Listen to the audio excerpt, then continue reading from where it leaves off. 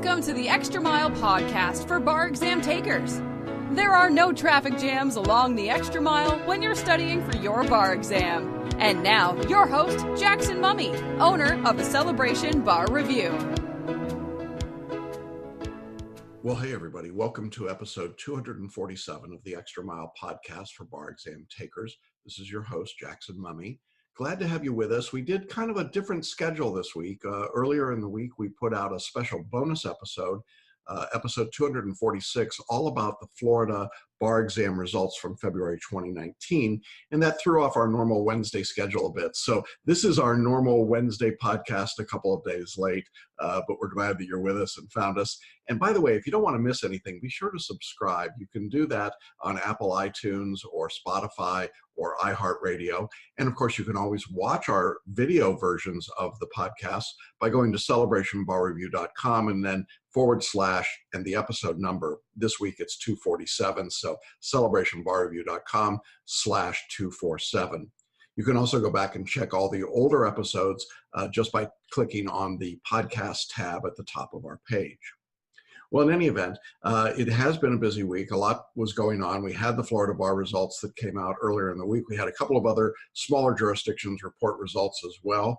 And now we are in the holding pattern. The next big state will be the New York results. I expect those near the end of the month of April, but we don't have a specific release date ever. So we just kind of wait for our spidey senses to tell us when the exam results are going to drop.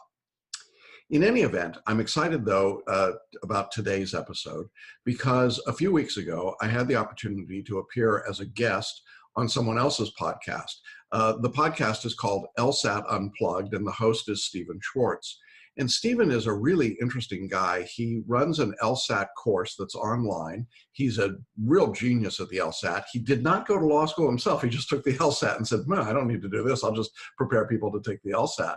And he uses a lot of the educational techniques that we've employed in the bar review. Well, in any event, Steven contacted me a while back and he asked if I would appear as a guest on his show to talk to his audience about the bar exam. And we did that. We had a great conversation. And I thought, well, you know, this conversation really is about the bar exam. It probably applies more to our students in some ways than it does to his. So I asked Steven if I could recut the interview just a bit and put it on our podcast. And that's what we're doing today. So in today's episode, you're going to hear a conversation that I had where I'm not the one asking the questions, but answering them. So that was kind of an interesting flip, and talking a little bit about the LSAT and how it relates back to the bar exam. Now, I think this is particularly interesting in light of an article that came out earlier this week. The multi-state bar exam scores nationally went up by just a little over 1 point on the mean in February of 2019. That's good news, although some big jurisdictions like Florida, the MBE score actually went down. In any event, as part of the article, the chairman or the president of the NCBE said that she wasn't quite certain why scores were going up, particularly for repeaters, and that they were looking into it, but they just couldn't figure out why repeat bar takers might be doing better in some places. And my response was, maybe because more people are taking Celebration Bar Review. In any event, I think that there is a correlation, but not the correlation between LSAT and the bar that is typically talked about. And you'll hear me discuss that a bit in this interview. I do think there are some commonalities in the skill set, but I don't think that the LSAT is a predictor of performance on the bar in quite the same way that I think, Judith Gunderson, the president of NCBE, would claim it to be. So it's just an interesting sort of a byproduct, I think, of the discussion that's happening now generally around the bar and what makes for successful results. Now, speaking of successful results, before we jump into the interview that I had with Steve, I want to remind you and share with you that this episode is sponsored by our webinar training called Do Something Different, Make the Next Bar Exam Your Last Bar Exam. Now, this training is a 90-minute look at what you have to do in order to pass the bar. It's a step-by-step process. We'll include lots of case studies, lots of examples, lots of clear and I think very direct instruction about what it takes to actually pass the bar. It's completely free to attend, and it's Thursday night at 7 p.m. All you have to do is jump onto the show notes, either here on the video page or on the audio page, or by going to celebrationbarreview.com/webinar. Now you can click right in there, sign up, and then Thursday at 7 p.m., be prepared for 90 minutes of really intense training on what you have to do in order to be successful on the bar exam. I think it's going to surprise you to find out what really makes for success and what isn't successful. And I can tell you that thousands of people have been through this training. It's been life-changing for lots and lots of people. So I hope you'll join us Thursday at 7 p.m. for Do Something Different. Make the next bar exam your last bar exam. All right. Well, I'm not going to keep you waiting any longer. Let's jump into this interview in which I was the interviewee and got the chance to talk a little bit about the LSAT and the bar exam. Jackson, welcome to LSAT Unplugged. Hey, thank you, Steve. I'm glad to be here. Thanks so much for joining me. So I understand that you do bar exam prep, you have a bar exam podcast, and my audience of pre-law students, a lot of them are asking me already about bar exam prep, and I don't do that, but that's your specialty. So I'm hoping you can share some insights with our audience today. That's great. I'm always excited, particularly when people are starting to think about the bar exam early on. And it's not too early to think about bar exam, even when you're studying for the LSAT, because the process happens so rapid. That very first hour practically on the law school campus, they're talking to you about the bar exam, right? What's going to happen is, you remember that day you went to undergrad in the first week of undergrad and they offered you free pizzas and t-shirts if you buy a credit card, sign up for a credit card? It's kind of the same thing for bar exam. You're going to show up at your law school campus and they're going to say, hey, you need to sign up for a bar review. And you don't even know what the bar is yet. And there are a couple of big companies that we call the big box bar reviews. That's because they just give you a big box and leave you on your own. But they're really good marketers and they drop a lot of information and they make you think that you got to sign up for a bar review in the first week that you're in law school. And that's not true. You don't need to do that. And you definitely don't want to do that without doing some comparison shopping and looking around to see what the options are. So in the same way that I think someone that's thinking of preparing for law school and taking the LSAT probably wants to look at some options in terms of how to study. And I think for your audience, Steve, if they've already used an online home study course, they ought to consider an online home study bar review because it follows the same kind of continuity and pattern in the way that you study and approach. So I think there's a natural flow that happens there. That makes a lot of sense. Yeah, I find that online and self-study is becoming more common than ever before due to the convenience, go at your own pace, wherever you are in the world. So I know that part of what you offer in terms of bar exam prep is a podcast. Can you share a bit more about your podcast and what you do with it? Sure. We have a weekly podcast. It's called The Extra Mile for Bar Exam Takers. You can find it on Apple iTunes or Spotify or iHeartRadio. And each week we try to talk a little bit about what's going on in the bar review world, results that are coming out or new trends or new techniques. I talk about study skills and strategies. But really my favorite part, honestly, is that I get to interview past successful students after they found out that they passed the bar. If you're familiar at all with Dave Ramsey, the financial guru, he has people come on his show and yell, I'm debt free. It's kind of the same thing for us. You know, we have people that yell, I've got my life back, because, you know, you're putting your life on hold to go through law school and then to take the bar exam. It's a long process. From the time someone contacts you about LSAT prep until the bar exam, it could be 4 or 5 years from start to finish or more. And so it's a big chunk of your life. And so what we try to do in our podcast is help people walk through that season of their life so that they know that they're not alone, they're not isolated, and they're not crazy, which is one of the ways that I think a lot of people feel when they're like, oh my God, does anybody else in the world know what I'm going through? So we try to give them a sense that they're not alone. That's awesome. Yeah, having a community is so important. I find when I speak with students, they often feel like they're alone and isolated and no one in their everyday real world experience is going through that study process. But having that feeling of a shared community, especially through the internet, of course, is I think enormously valuable.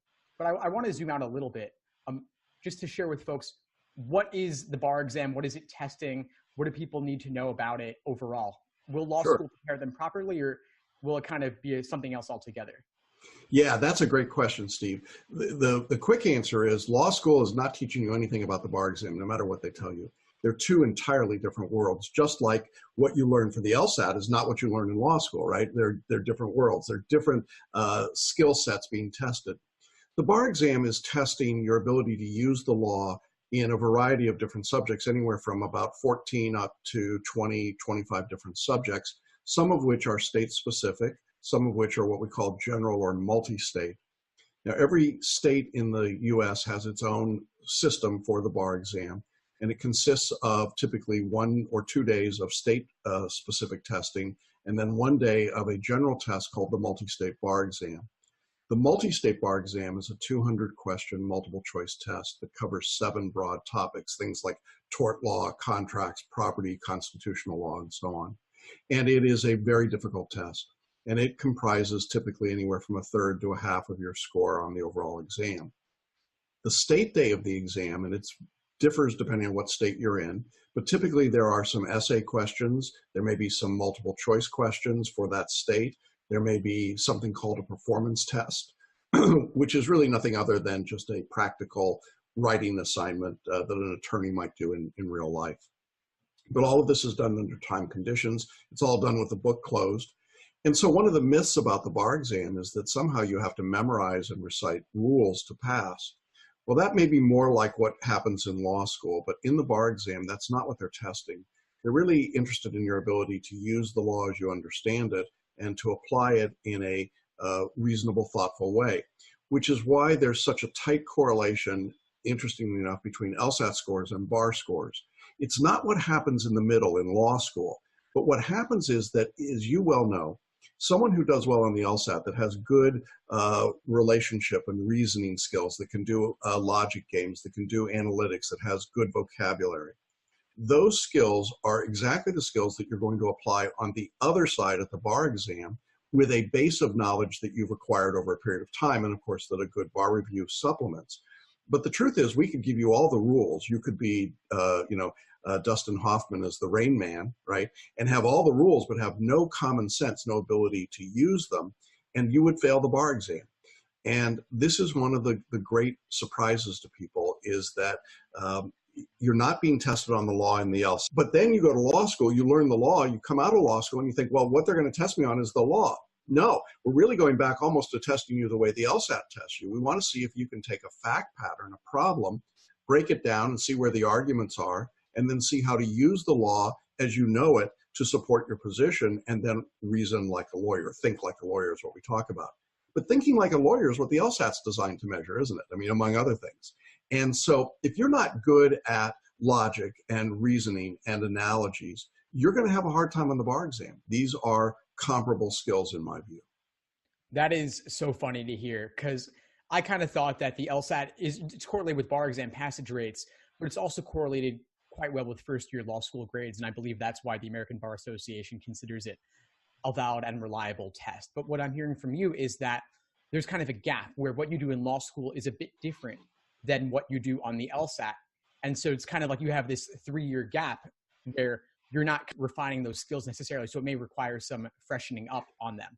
My view has always been that someone who does well on the LSAT is going to be a high achiever, first of all. Secondly, they're going to have really good verbal skills. Third, they're almost always going to have good rational, logical thinking skills. Those skills will do very well for you in a first-year law school environment in which you're called on to recite and you're asked to write basic essay questions at the end of a final. Those things are pretty transferable skills. When you get into your second, third year of law school, when you're doing more law work and less just pure learning the law, your LSAT skills are valuable.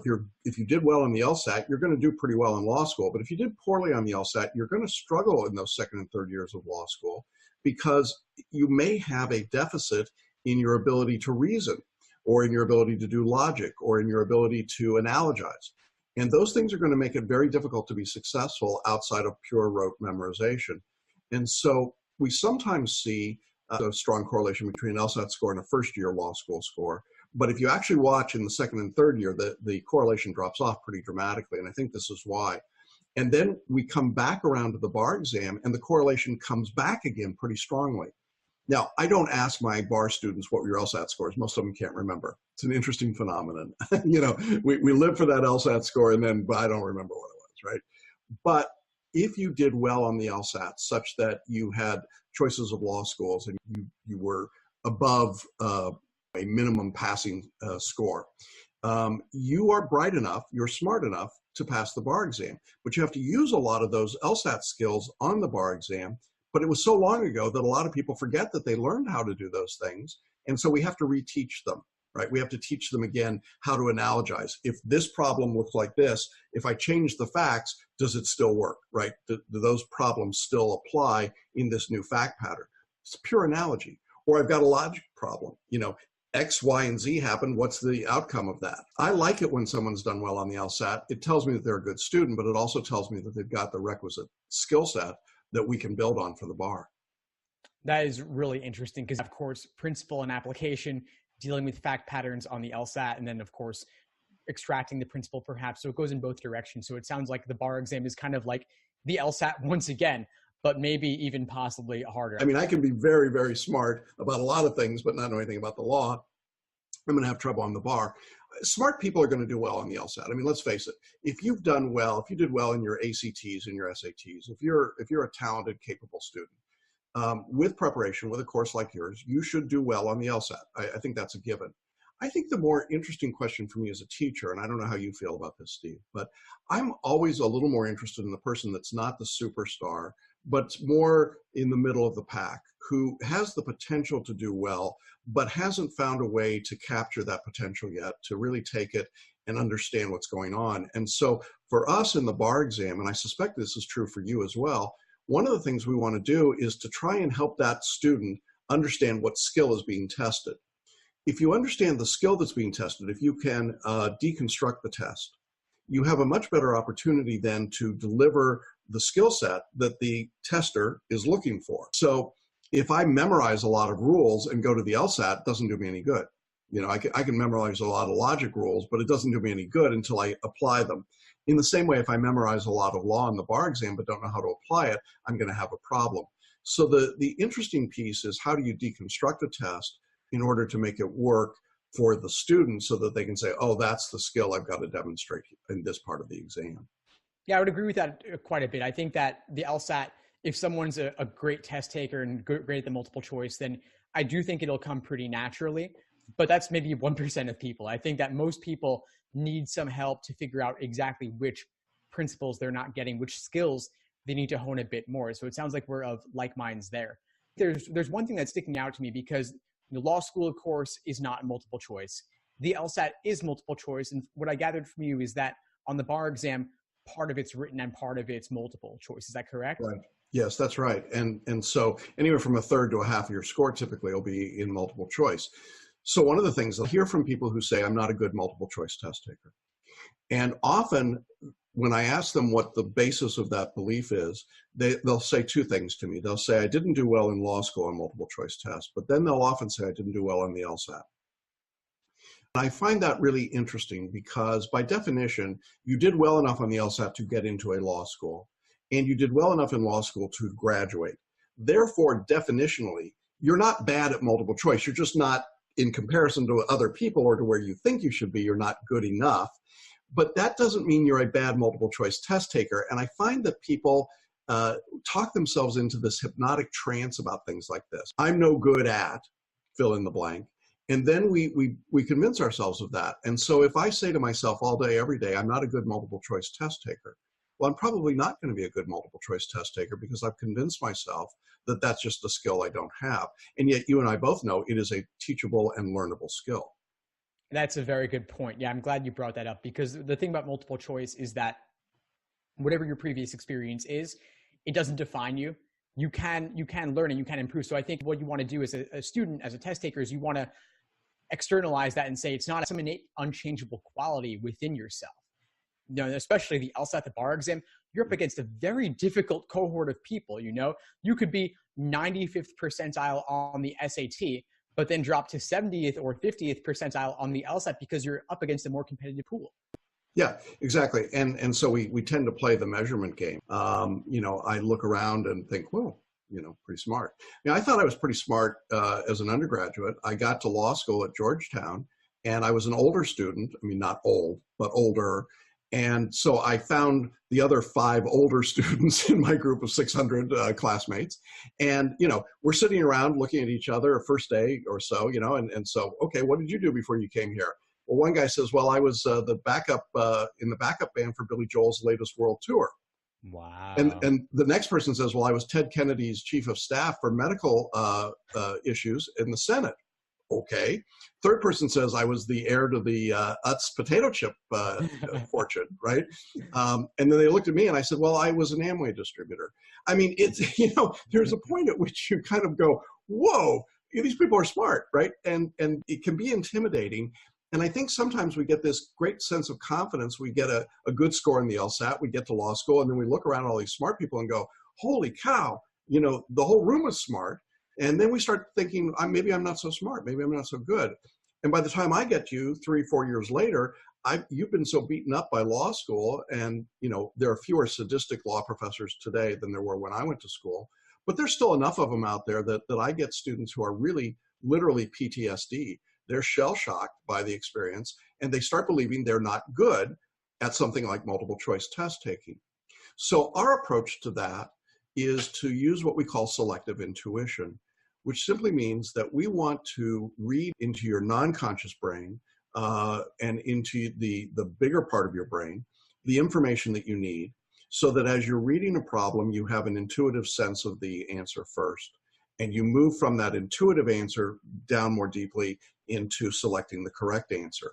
That's an inverse approach from the idea of eliminating wrong answers, parsing words, trying to figure out rules and memorize substantive law. But what happens is that when people use this idea of selective intuition, they're more accurate. They're better tuned in to what the exam is doing, and they're not tripped up by the things that might stop us otherwise when we're trying to parse too closely. That's a really interesting idea. Are you able to give some general example where we might imagine this being applied? Yeah, if we've got a contracts problem and we're given a fact pattern, which is the structure, and then we're given 4 answer choices. As we're reading through the fact pattern, we probably first have a sense of whether or not the plaintiff or the defendant is going to prevail given the fact pattern. Bob contracts with Sally to build a house, and Bob completes most of the house, but he doesn't put the paint on the final room of the house. Sally sues him for failure to complete the contract. Who wins and why? Well, as I'm thinking about that, my intuition tells me, look, he pretty much did most of the house, but he didn't complete it. But it's not a huge thing he didn't do. So I'm pretty sure that Sally's not going to win in terms of not having to pay for the house. So now I'm looking for something that says either Sally wins but doesn't get everything, or Bob wins because he substantially performed. And as I begin to look through the answer choices, if I see something that matches that in general terms, then I go right to that answer and I mark that and move on. If I don't see any of those choices there, if that's no choice there that looks like that, then I've got to rethink the problem because my context is wrong. But most of the time what we discover is that fact patterns repeat themselves just like they do in the LSAT. There are patterns in the questions. There are things that as you begin to look at them, I could say, oh, that's a certain kind of logic game. I've done those before. I know the general pattern and approach to take to that, and it gives me a roadmap to work through the problem. So all we're trying to do is to help people spot the patterns and then selectively intuit what the answer is without sitting there and struggling through and parsing. If I started to say, for example, well, maybe it was the wall of the kitchen, would that be more important than the wall of the 3rd bedroom, right? I mean, you can make yourself nuts. Or maybe it was the wall of the garage, but that wasn't in the fact pattern. So people tend to overthink, and it's been our experience on the bar that when you overthink, you usually miss the question.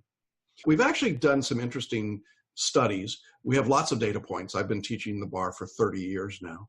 And one of the things we discovered, we assumed that the longer someone took on a question, the more probability of a correct answer. That is, the more I study it, the better I'm going to be. When we actually put it on, we used an online system that kept a timer from the time someone opened up the question until they answered it, and then told us if they got it right or wrong. Now, typically, you might expect in a bar exam question, it's 100 questions in 3 hours, so you can do the math. It's a little more than a minute and a half. You would think that, again, the longer someone thinks about the problem, the higher the percentage correct. That's not what happened.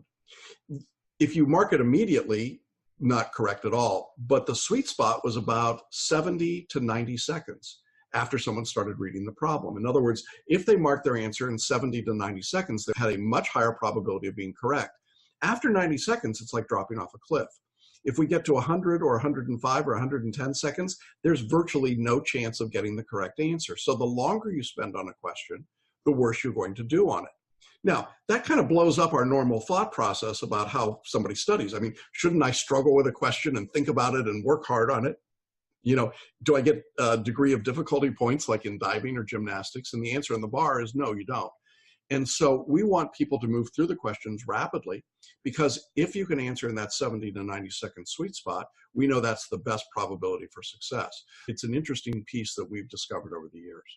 That is fascinating. And I can definitely relate to that in some way. The timing isn't quite the same on the LSAT per question, but I have noticed, of course, that if someone isn't making headway on a logical reasoning question, for example, after 2 to 3 minutes, it may be best to flag that question and move on and hope to come back to it later.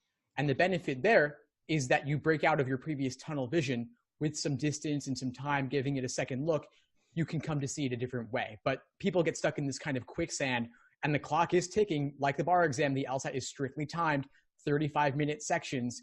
And so you can't really afford to throw minute after minute after minute into a question when that may lead you to not get future questions later. Yeah, I love that concept of tunnel vision. A lot of times on the bar, you go on to something else and suddenly it pops into your brain, oh, that's what I want. That's what counts. I just got a new computer yesterday because my old computer after 6 years gave up on me. But the spinning wheel of death, when it's grinding, that really is a great analogy, I think, for what so many test takers do. They grind on a question, they start to fixate on it, and then they can't let go of it. It's like, oh, I got to work on that one. No, don't do that. When you're done with that question, even if you've marked it to come back later, you got to let go of it and move on. Your brain will actually give you an answer if you let it.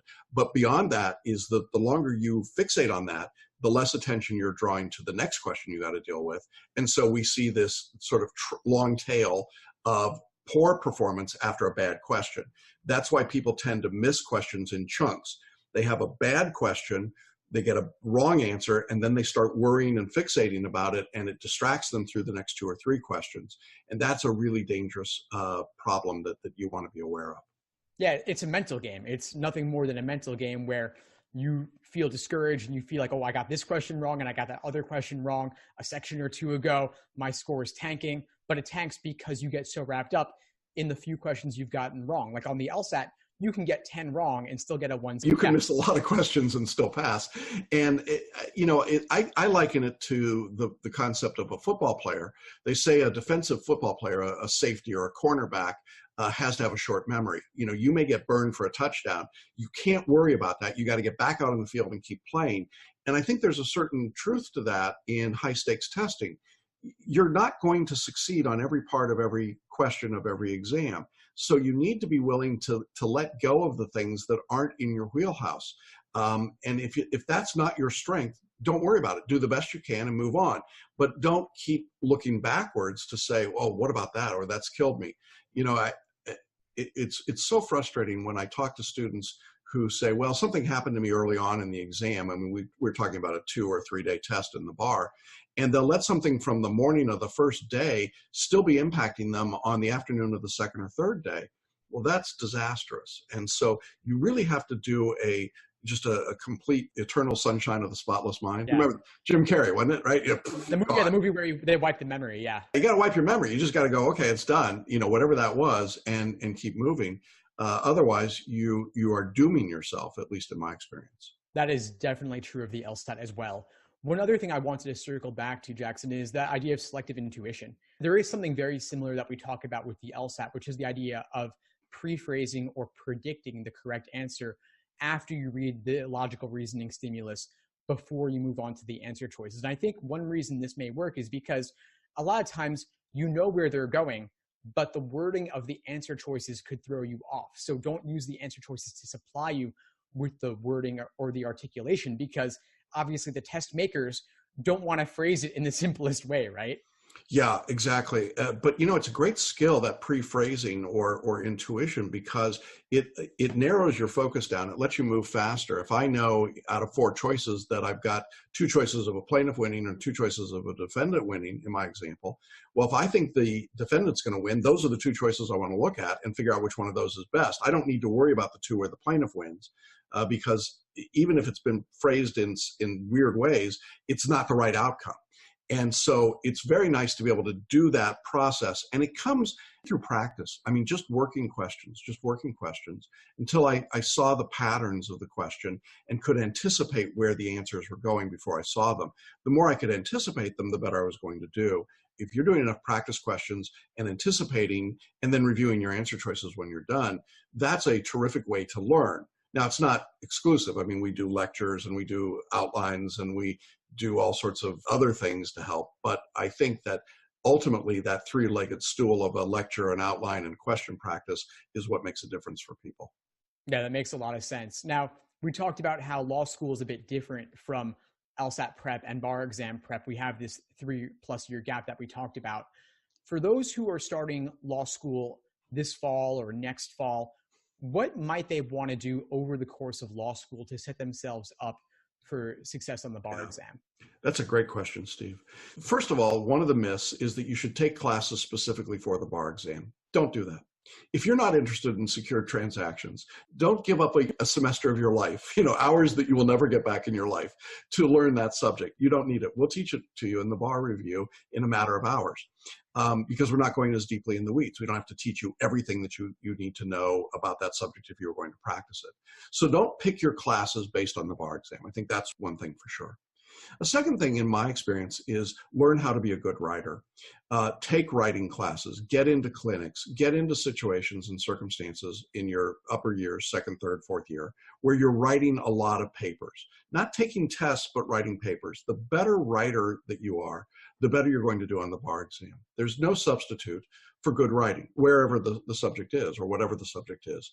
Good writing is going to be clear. It's going to be straightforward. It's going to make sense. It's going to be organized. It's going to be logical. And that will be true no matter what. And those skills are invaluable when it comes time for the bar exam. One of the questions that people will ask me is, when should I start studying for the bar?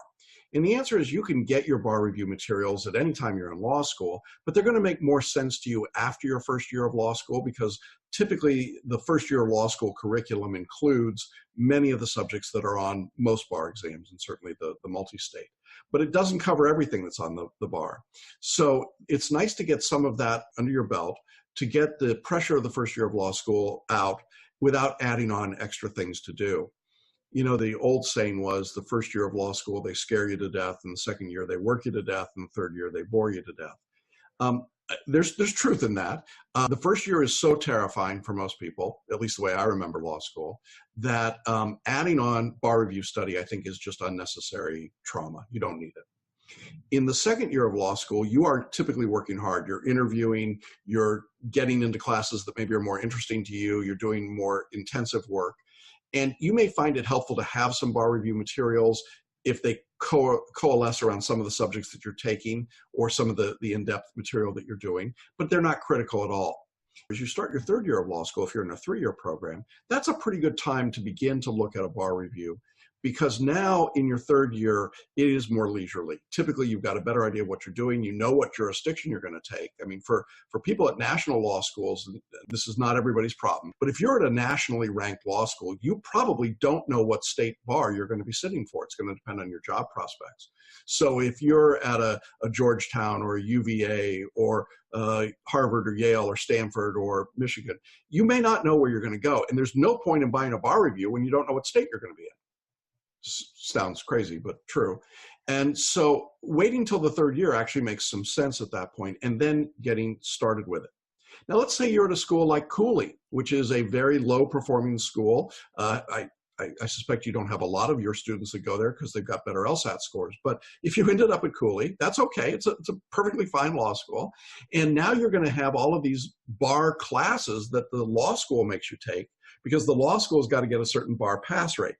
So the final piece of advice I've got is, if you have to take one of these bar classes to graduate, go ahead and take it, but hold your nose all the way through it. In other words, it's about as useful to you as some of those LSAT courses that are out there that tell you, things that you and I both know aren't true about how to study and prepare. There are certain ways that work, and then there are ways that don't work very well at all. most of the law schools that teach the bar exam have absolutely no idea how to teach bar exam at all. It's not what they do. It's not their skill set.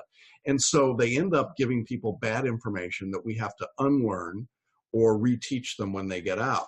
They simply repeat what they've been doing in law school because that's been the mythology of the bar exam handed down over the years. So don't get sucked into those things. Don't follow the crowd.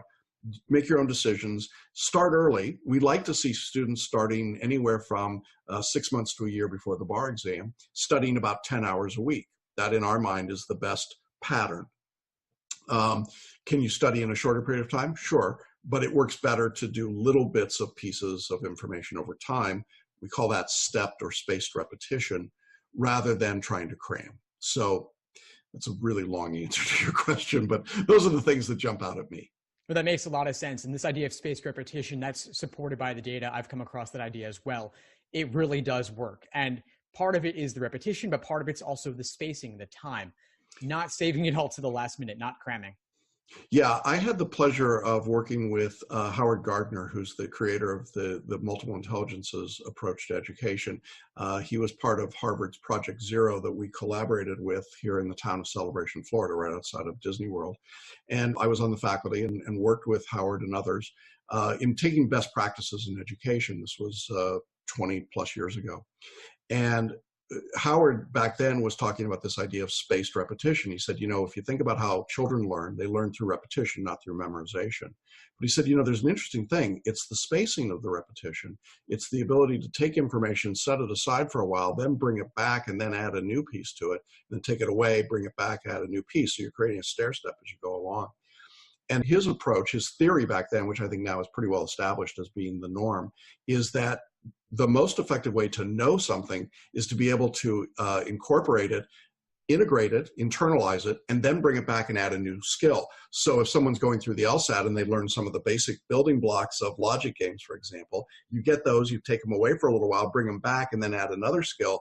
You start to have real mastery instead of, here's 100 concepts, let me just drop them all on you at once, and you memorize them and then try to figure out how to use them. It doesn't work very well. Exactly. You build and layer step by step, but you do still come back to things every now and then so you don't get rusty. I think that there's this sort of sense of learning over time, learning in small pieces, bit by bit by bit. And I think if you've learned how to take an exam like the LSAT, which I always believed was a teachable exam. I had people when I took the LSAT who said, well, it's an intelligence test. There's no way you can improve your score. It's like, oh, that's crazy. Of course you can improve your score. Learn what the test is, you can do better. You've proven that over the years with your course. And when people do that, they begin to realize that they can learn, they are teachable. And so if you remember that you're teachable, that you learned a whole set of skills for the LSAT, which most people then immediately forget, which is to their detriment, I think. But if you've learned those skills, then you learn some more skills in law school about the law, and then you're going to learn some more skills about the bar exam, which is a preparation to actually practice law. And when you get to the actual practice of law, you're going to learn a whole bunch of other skills that you never heard about before. So, it's a constant lifelong learning process. And I think that if we treat that as a lifelong process instead of a one-off event, we're going to be more successful. Students will be more successful. And frankly, they're going to be more satisfied with the result. Perfect. I love it. So let me flip the tables here, Steve, and ask you a little bit, ask you to describe your course just a bit and how people could find out about your LSAT course, because I know we've got some people listening to our podcast who are probably saying, I'm just thinking about the law and where do I get started with all this? Perfect, Jackson. I really appreciate that. So my name is Steve Schwartz. I run the LSAT blog. I've been coaching the LSAT for over 10 years. The LSAT blog is kind of the culmination of all my writing on everything related to LSAT and law school admissions. More recently, I've started the LSAT Unplugged YouTube channel and podcast. You can find the YouTube channel at youtube.com/LSATblog, and you can find the LSAT Unplugged podcast on iTunes, Spotify, Google Play, and pretty much everywhere else. Perfect. And we'll link to those in our show notes so that people can find us. I had the pleasure of doing some reading into your blog and looking at some of your material. And I just want to say, I think it's super material. I think that you've taken a really great approach to the science of learning, the process of learning, It's one of the reasons I wanted to talk to you today, because there's a difference between just memorize these 25 rules, of LSAT and really, and somebody that really breaks it down. And I think you do a terrific job of doing that. And I'm sure that that's rewarding for you to watch people raise their scores as dramatically as it appears that they do. It is, Jackson. Thank you for saying that. And by the way, I love what you've done with the bar exam prep. I think the bar exam podcast, Extra Mile, is such a great resource because you're just putting it out there. People can binge listen if they want to. And so I think that a lot of the folks on my end are definitely going to want to start listening to your resources and kind of dipping their toes in the bar exam prep waters. Yeah, it's fun stuff. And, Steve, if you ever get crazy and decide to go to law school, let me know, Yeah, Dex, you'll hook me up, right? But you may have taken the wiser approach all the way around. It's fun, isn't it, to be a teacher? It's such a different experience. It really is, honestly. There's nothing else like it. Just watching students have those transformations. It's what keeps me going on this, honestly. Yeah, I think it's terrific. I wish you'd been around when I was taking the LSAT, but you'd be much older now. I'm already listening to the podcast anyway, just to get a taste of what it's like, but I'll definitely want to do more. Well, great. That's our episode for this week. I hope you enjoyed that conversation. I thought it was an interesting one to have, certainly from the perspective of someone who's not yet gone to law school in taking the LSAT, but for us as people who are already in the process of taking the bar, sort of looking backwards a bit and thinking about what we've already learned in life and what we've learned about testing. So look forward to more conversations, and we'll put links in our show notes to Steven's courses, LSAT Unplugged, and his blog. So if you know people that are at that part of their journey, you can direct them over there. He's a great guy. All right. Well, we will see you again next week. We'll try and get back on a regular schedule on these podcasts. And just want to remind you that we do have our upcoming webinar on Thursday night at 7 p.m. Do something different. Make the next bar exam your last bar exam. You can register by going to celebrationbarreview.com/webinar or just clicking on the button in the show notes or the link in the audio show notes. Have everybody have a great weekend and look forward to talking to you next week along the Extra Mile. Bye-bye. Thanks for listening to the Extra Mile podcast for bar exam takers at www.celebrationbarreview.com.